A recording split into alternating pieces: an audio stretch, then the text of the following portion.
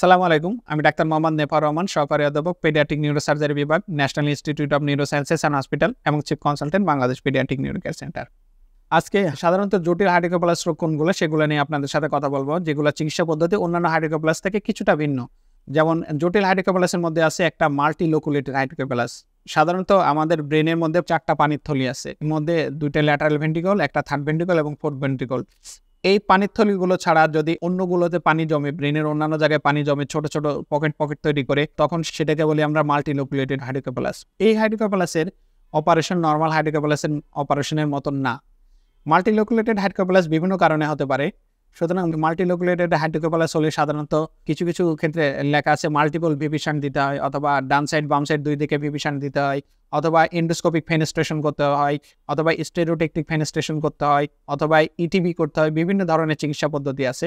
সুতরাং নর্মাল যে হার্ডিকোপ্লাসের যে চিকিৎসা পদ্ধতি, সেই চিকিৎসা পদ্ধতি থেকে মাল্টিলোকুলেটেড হার্ডিকোপ্লাসের চিকিৎসা পদ্ধতিটা ভিন্ন। আরেকটি জটিল হার্ডিকোপ্লাস হলো পোস্ট ইনফেক্টিভ হার্ডিকোপ্লাস। ইনফেকশনের পরে যে হার্ডিকোপ্লাসটা হয়, সাধারণত নর্মাল অন্যান্য হার্ডিকোপ্লাস থেকে এটা ভিন্ন। কি কারণে ভিন্ন? কারণ ইনফেকশনের পরবর্তীতে যে হার্ডিকোপ্লাস হয়, সেই হার্ডিকোপ্লাস রোগে মাথার মধ্যে অনেক প্রোটিন জমে।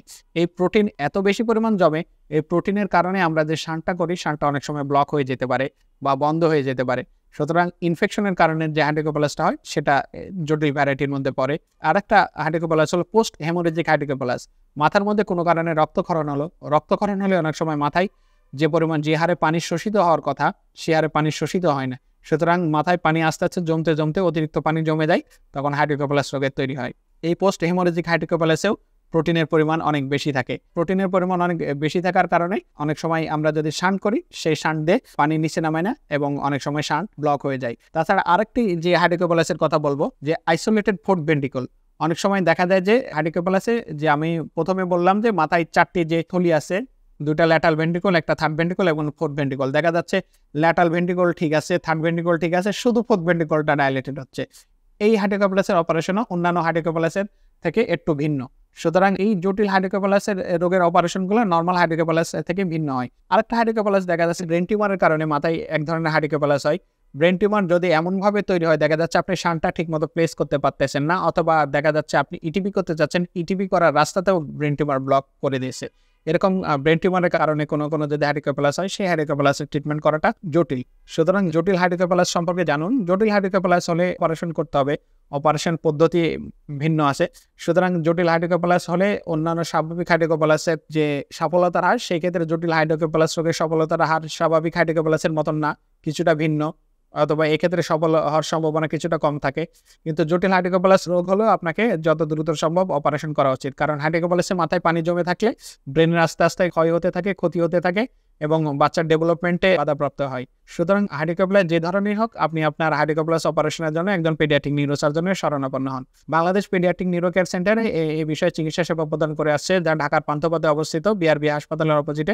আপনি আপনার বাচ্চার হার্ডিকোপ্লাস রোগের অপারেশন কেন Bangladesh pediatric neuro care centre করাবেন? কারণ এখানে দক্ষ অভিজ্ঞ পেডিয়াট্রিক নিউরোসার্জনের সহায়তায় আপনি আপনার বাচ্চার হার্ডিকোপ্লাস রোগের চিকিৎসা পদ্ধতি আছে, সেগুলো অ্যাভেল করতে পারছেন এবং সেইভাবে চিকিৎসা করাতে পারছেন। এছাড়া আপনার কোনো যদি আর্থিক অসঙ্গতি থাকে, সে কারণে আপনি যদি সঠিক সময়ে অপারেশন করাতে না পারেন, অনেক ক্ষেত্রে বাচ্চার ক্ষতি হয়ে যেতে পারে।